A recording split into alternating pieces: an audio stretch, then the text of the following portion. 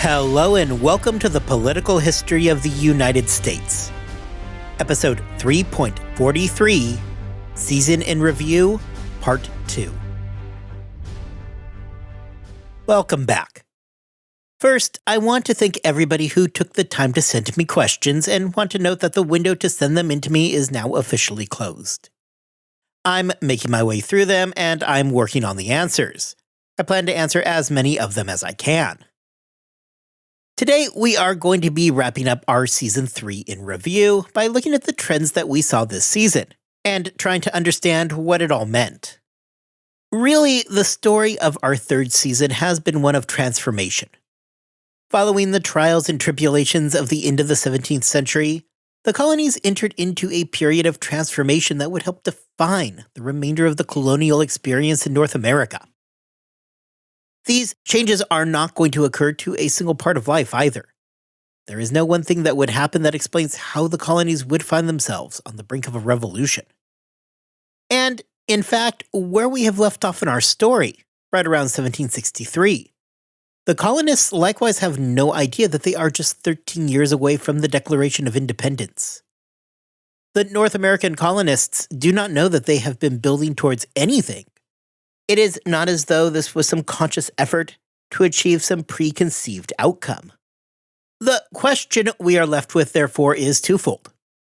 What had happened to the colonies since the end of the Glorious Revolution to explain where they stood now, a little more than a decade away from the American Revolution? Recall that back during Bacon's Rebellion, there had been at least some amount of rumblings about the potential for Chesapeake independence. Now, these machinations really never get anywhere past the what if we did a thing phase of the project. Serious planning never got off the ground, and other than a few feelers sent up to New England, that was pretty much it. Once Bacon died, the plan just evaporated off into the ether, without even a whimper. Realistically, though, the idea of independence in the 1670s seemed pretty unlikely. Running Governor William Berkeley out of town was one thing, but the overthrow of British control over the region, well, that was just not going to happen. Beyond the ability to meaningfully defeat English control, the Chesapeake colonies lacked both the population and the economic base to really make independence any kind of a meaningful goal. However, that began to change as the colonies moved into the 18th century. This is because of a couple of reasons, some of which we talked about last week. First, there is that increase in the immigration rate. More people are coming into the colonies. We talked about how this means more than just people from Britain, too. During the 18th century, you see Germans, French Huguenots, and Jews, just to name a few of the groups coming into the colonies. There is also the fact that by this time the colonies are no longer a place where people go to strike it rich and then return to England proper. This, of course, has been a trend for a while now. However, by the 18th century, most people in North America would remain there their entire lives. Likewise, settlement in the colonies was far less dangerous than it had been just a short time earlier, with a couple notable exceptions. Would you have wanted to be a colonist living out on the frontiers of, say, Virginia or Pennsylvania during 1756 or 57? No, probably not. For them, it was still a pretty dangerous endeavor. However, the closer to the coast you got, the safer things became. In many cases, the colonists now lived a significant distance from the frontier and the dangers that were associated with it. People were living longer and considerably more comfortably than those groups who had first come over during the 17th century. If you wanted to come settle down and live in Boston, for instance, there was significantly less risk to your health and safety than there had been just a half-century earlier. With that increase in immigration and people settling down for life in the colonies, there was a dramatic rise in the population as a function of natural growth which comes from more people having more kids.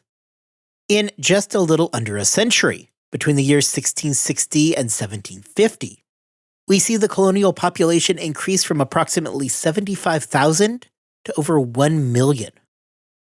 By the time of the Revolution, that number would top out at over 2 million. This number likewise completely ignores the slave population, which too had skyrocketed during this stretch. During that same period, the slave population increased from several hundred to over 300,000. This massive increase in population, both slave and free alike, would transform the colonial economy in profound ways. As we had discussed last week, immigration from other regions of Europe had brought with it an increase in skilled labor. Throughout all of the colonies, more and more artisans would arrive, and with them came an increase in both the amount of demand and supply of luxury items, with many of these items being produced in the colonies directly. The increase in the slave population would also finally force the southern colonies, especially Virginia, to diversify their farming efforts. Tobacco was still the big moneymaker, something that was going to hold true really until the 1790s when cotton would take that crown. However, regardless of how intensive a crop tobacco is, there is still going to be an inevitable amount of downtime when it comes to farming it. For southern plantation owners, this presented them with two problems. The last thing that they wanted was for their slave population to be sitting idle. From an economic standpoint, slaves were expensive, and it makes little sense to have them sitting around doing nothing for large portions of the year. Second, pretty much every slave owner was at least a little concerned that his slaves were going to kill him and his family during the middle of the night. Slave owners were not itching to give their slaves a whole lot of free time to sit around and discuss how much they did not enjoy being slaves and plot ways to relieve themselves of that situation. Add in the policies of salutary neglect and the laxer enforcement of regulations that came along with it, and really things boomed in between the years from the end of Queen Anne's War and the War of Jenkins' Ear. Importantly, for as much as we see the colonial population expand, it should not be missed that the economic growth during this same time is more than a function of population growth. The economic expansion outpaced the expansion of the population. As the North American colonies were producing more exports, both for mainland Britain and the West Indies, it likewise meant more wealth for the colonists, which in turn increased the number of luxury imports being brought into the North American colonies. Really then, what this leaves you with is colonies that, as a whole, were far more economically stable and diversified over what you would have seen in, say, 1675. When the idea of Chesapeake independence was being thrown out there during Bacon's Rebellion, the economy realistically would have had a tough time supporting such an endeavor, as the colonies were far too reliant on that direct trade with Great Britain. Not that the colonies don't remain reliant on trade with Britain prior to, and then again after, the American Revolution, but the dynamics had certainly changed. The period of peace following Queen Anne's War would likewise allow a distinct colonial culture to begin to appear that was separate from what existed back in Britain itself. We spent most of our time looking at this through the lens of Benjamin Franklin. To claim that the colonies during this time created a culture akin to what existed across the Atlantic is, well, pretty far from the truth. Distinct culture in the colonies was without a doubt in its infancy at this point. However, it was at least beginning to form. Franklin was, genuinely, a public figure for his work with electricity. These tests would become well known throughout both the colonies and across the Atlantic. This would help give Franklin much-needed clout across the ocean, which is going to be important in the future. However, experiments aside, Franklin sat at the forefront of a handful of other critical developments in the colonies. Among these is that he was critical in establishing a bunch of different societies throughout Philadelphia. Now, Benjamin Franklin is not alone in doing this. He did not invent the civic society. However, these are going to prove to be important. These societies would prove to be a launching base for widespread civic involvement, something that Franklin was always interested in. It likewise helped establish groups that would meet and discuss pressing matters of the day. As we move further into the crisis of the 1760s, these societies would prove to be another place where groups of people could meet to discuss what was happening. Though not necessarily akin to, say, the salons in France, these societies provided yet another base of conversation. More than anything, however, when we think of Franklin during this era, we think of the newspaper. Because first and foremost, Benjamin Franklin was a printer. Newspapers are an incredibly important medium during this time. They are how ideas were communicated to wider audiences. Far more important than reporting the news, though, papers were a way that ideas could be disseminated. Newspapers were not entirely alone at this. There were things like pamphlets as well that were going around, but we're going to talk more about that next season. The growth of the newspapers and printed materials being produced inside the colonies is going to be huge as we move forward. As the events of the 1760s begin moving the colonies towards the looming revolution, printing is going to help the spread of information and will help galvanize the population towards the patriot cause. There are going to be a whole lot of people with a whole lot of opinions, advocating for a whole lot of things. Printed materials is how that information, those ideas that would come to define the revolution, are going to spread throughout the colonies.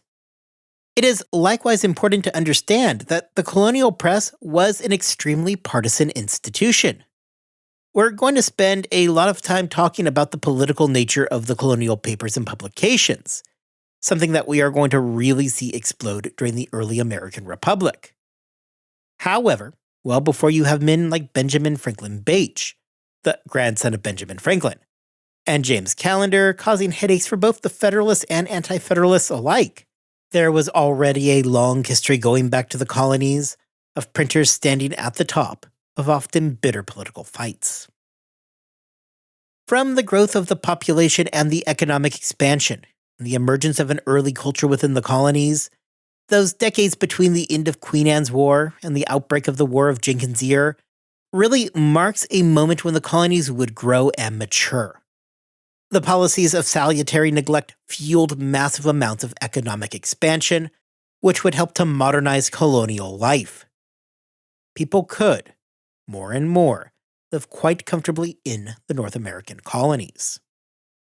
Of course, we just finished up a run of 18 episodes covering the French and Indian War. It is therefore completely impossible for me to pretend that the story of this season had in fact been peace.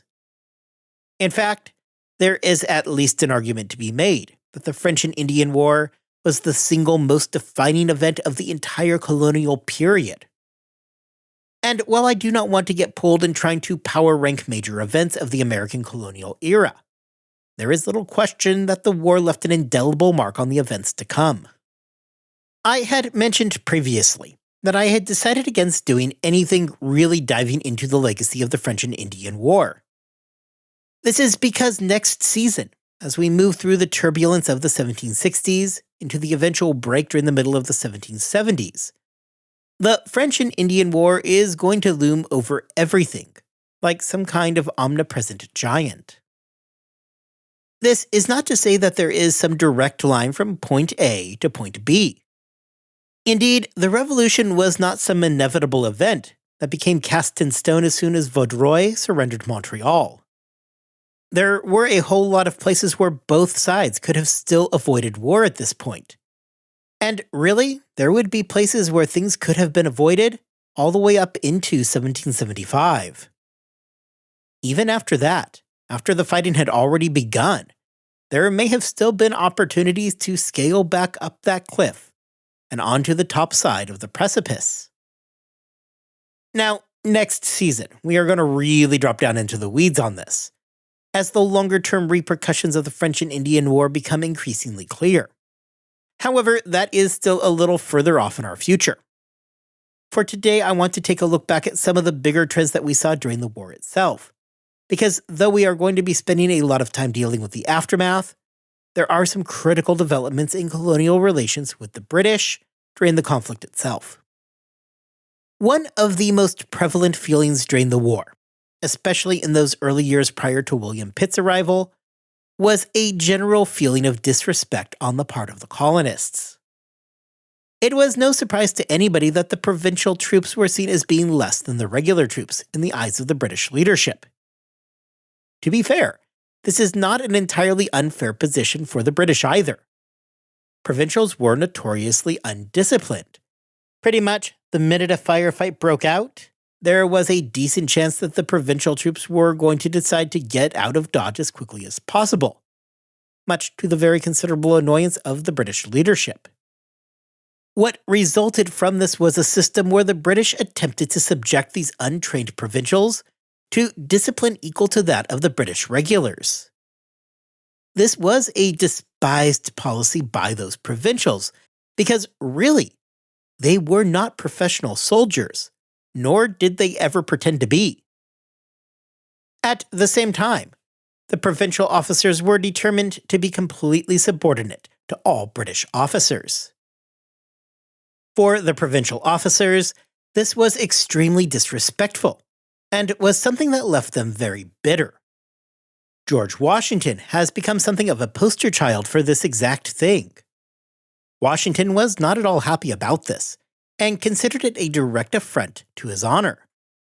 He would write extensively about it, complaining about just how much of a slight it was. This situation did admittedly get better once William Pitt came into power and revamped the war effort. Pitt would make colonial officers subordinate to regular officers of equal rank, but would not make them subordinate to all regular officers.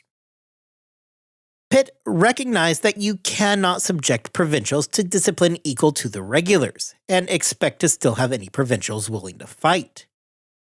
He was also quick to recognize that the best use of provincials was to handle the tasks necessary to free up the regulars to do the heavy lifting when it came to the actual fighting. And although Pitt would help to reverse some of the more grating problems, it is not as though the colonists simply forgot the previous slights. Another problem came from the absolutely abysmal relations between the early war leaders and the colonial governments. Specifically here, I'm discussing two men in particular, Edward Braddock and the Earl of Loudoun, John Campbell. Beginning with Braddock, he completely blew off all the advice that he was given concerning the need for Indian allies. And really, it is not as though people were not warning him that he was making mistakes. Yet he seemed completely unconcerned by the idea that he was heading out into the Pennsylvania frontier with only a handful of Indians with him.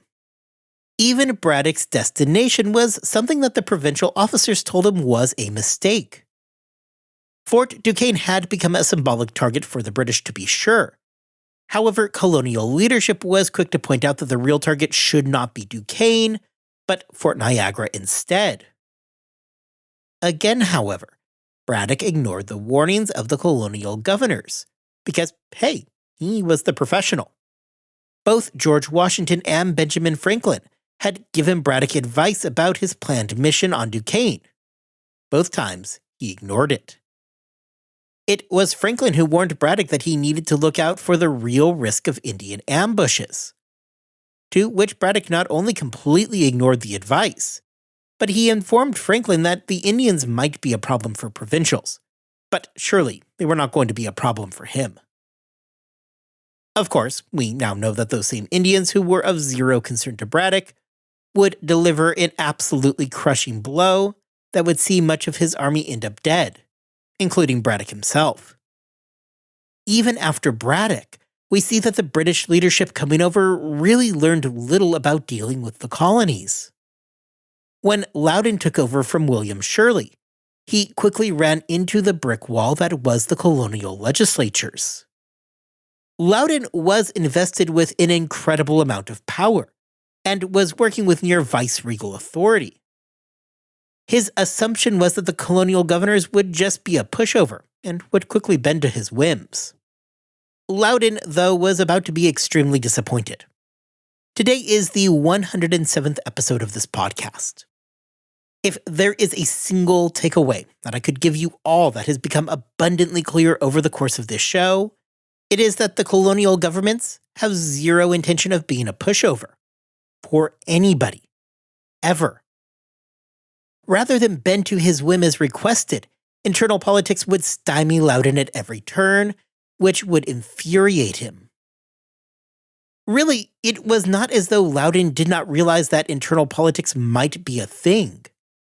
It was more that he simply did not care that it was, in fact, a thing. Loudoun, through his embargo, devastated the economy to very little concern on his part. The only thing that eventually lifted the embargo was the colonists in Virginia when they decided that they had had enough and just stopped following it. Loudoun, realizing that he had probably lost the room at that point, went ahead and lifted it himself, though apparently he forgot to inform all of the colonies, like South Carolina, that he had indeed lifted the thing. Loudoun would also turn to the practice of quartering soldiers in private homes, which would prove deeply unpopular. Once again, this gets better when William Pitt assumes full control. This is to say nothing of the fact that his programs would infuse the colonies with a tremendous amount of subsidies to fund the war effort, something that would be extremely welcome at the time and would help get the colonies on board with supporting the war. Now, those subsidies are going to come at a tremendous price as well, but we are going to hold off until next season for that specific story. The French and Indian War will have major, lasting impacts on the relationship between the British and their American colonists. Although the dynamic would change as the war wound on, it is not as though people forgot those slights during the earlier parts of the conflict. Washington, who would prove himself to be very accomplished at the art of holding a grudge, would indeed continue to hold a grudge against the British Army, whose conduct he felt had disrespected his honor. The colonial governments likewise are going to remember their treatment under Braddock and especially Loudoun. Even during the best of times, the colonists were at their happiest when Britain was an absentee landlord. Experiences during those early years of the French and Indian War are going to do nothing but exacerbate already existing feelings. There are, of course, many other ramifications that stem out of the French and Indian War, but really those are not readily apparent in the immediate aftermath of the conflict, and would not become so for a few years to come. If you have been following along today, you may get the idea that one of the biggest developments of the first half of the 18th century is that the colonies had become a more united entity. However, this really is not true. The colonies are not terribly united in any meaningful way. There is, to be sure, a degree of cooperation between the colonies by this point. There is intercolonial trade going on, and likewise within specific regions there is some additional level of cooperation, for example in areas like New England and in the Chesapeake. However, really there was little interest on either side of the Atlantic for a closer relationship between the individual colonies. We know this because there was at least some effort to foster an alliance between the colonies. Spearheaded by none other than Benjamin Franklin during the early years of the war, his proposed Albany Plan sought to bring the colonies into closer alliance with one another. Recall that under the Albany Plan of Union, there would be a central colonial government that would focus on the defense of the colonies, as well as matters of westward expansion. As the French and Indian War was largely being fought over access to the Ohio country, it makes sense that this would have been on Franklin's mind. There would have been a unicameral legislature with representatives being based on a mixture of population and wealth. The representatives would have come from each of the colonies. The individual colonies would maintain their own, albeit smaller, governments for the express purpose of handling legal matters and dealing with local issues. Finally, at the top of all of this would have been a President General, running the executive department. This position would have been appointed directly by the king. It is understandable that this was a radical departure from anything we had ever seen before. Franklin had allies in this battle too, including Thomas Hutchinson, the future Loyalist governor of Massachusetts. Although the Albany Congress would actually approve and adopt the plan, it was rejected by just about everybody else. None of the colonies were on board with the plan, and it was soundly rejected. This tells us a couple of key things. First, it tells us that the colonies at this point had little interest in any meaningful common alliance. The proposal by Franklin was never seriously considered anywhere. Few colonies debated it. Others, like New Hampshire and Georgia, were completely forgotten about in it, while other colonies outright ignored it.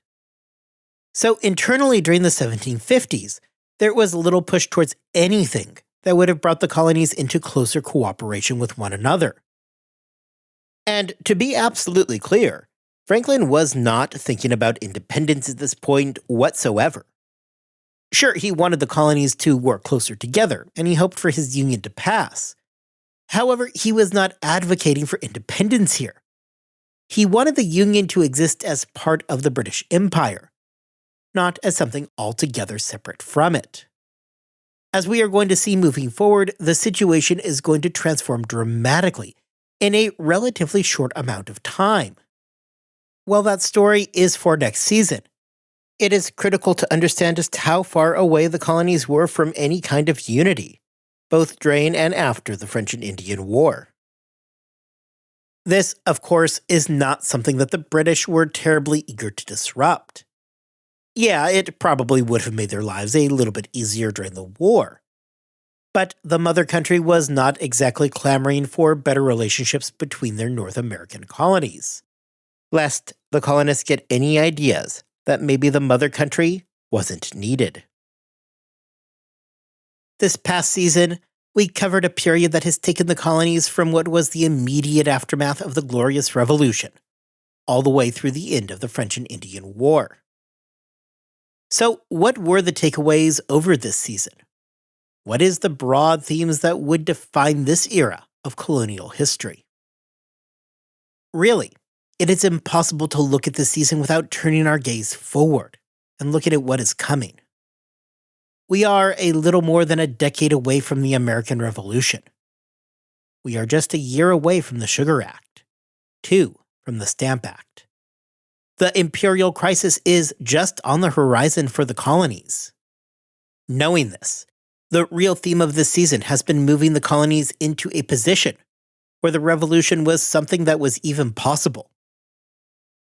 Again, this is not to say that it was inevitable, because it wasn't, but that the colonies were now in a place where at least the possibility meaningfully existed. This stands in contrast to our conversation last season about some rumblings during Bacon's Rebellion about Greater Chesapeake independence. That was never going to work out. Now, however, things had changed. Those changes had come in the form of population and economic growth. Salutary neglect had allowed for the colonial economies to grow in a completely unprecedented way. The growth and expansion of slavery had caused Southern plantation owners to diversify their crops after years of stagnation. The population had seen significant growth as well, both through natural growth rates and through increased immigration. What you are therefore left with are colonies that have a much larger population base, combined with a far more robust economy than what had existed when we started the season. The colonies were far more self-sustaining in 1763 than they had been in 1689. Despite all of these advancements, however, the colonies still do need time. They were far from united in 1763. They still viewed each other as competitors. While there has been a long history at this point of regional cooperation with each other, there remained little cooperation between the whole sweep of North American colonies.